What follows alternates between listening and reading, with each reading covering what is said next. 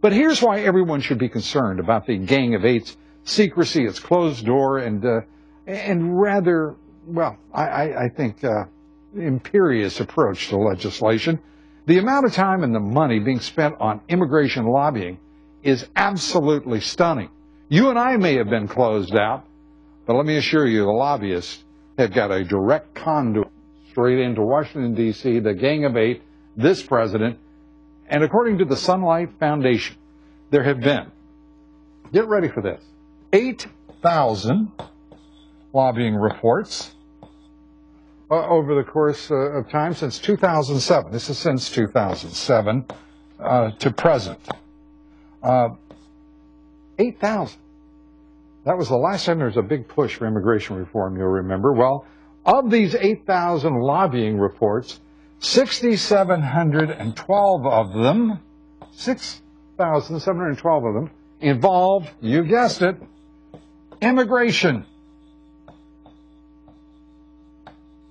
That is stunning. 612 of 8,000.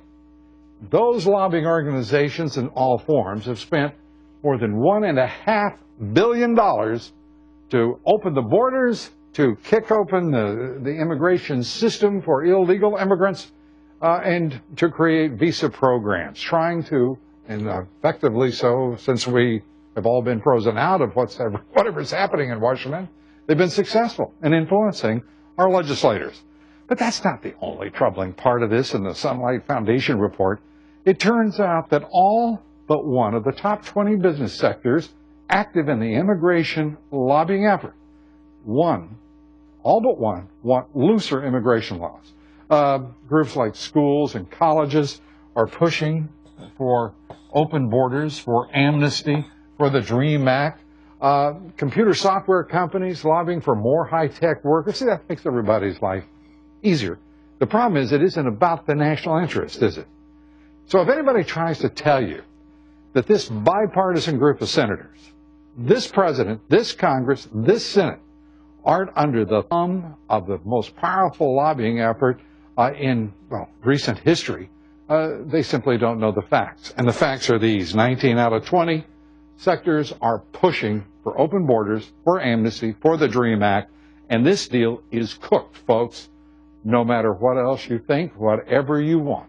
The truth is, people are out buying the results.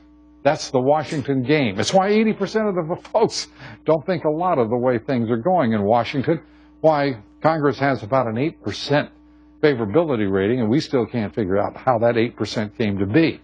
This game on immigration reform is rigged, and make no mistake. It is a game. It is a fraud. For example, here's some of the questions not even being asked, let alone answered. After so many years of illegal immigration, why would we need any more unskilled workers at all? Since 60% of the illegal immigrants entering the country don't have a high school education, don't have a skill. And if ours is a highly trained, knowledge-based economy, why in the world aren't we doing everything in our power to bring in more highly skilled immigrant workers from all over the world? Why? And if the Federal Reserve can set interest rates and monetary policies that are conditional upon unemployment rates, for example, the QE phase that we're going through now ends, the bond buying, the securities buying program ends when we see unemployment reach 6.5%. Then why doesn't the Citizenship and Immigration Services Agency set immigration policy based on unemployment rates? That is, when we have high unemployment, we slow down immigration. When we have low unemployment, we raise immigration. That's right.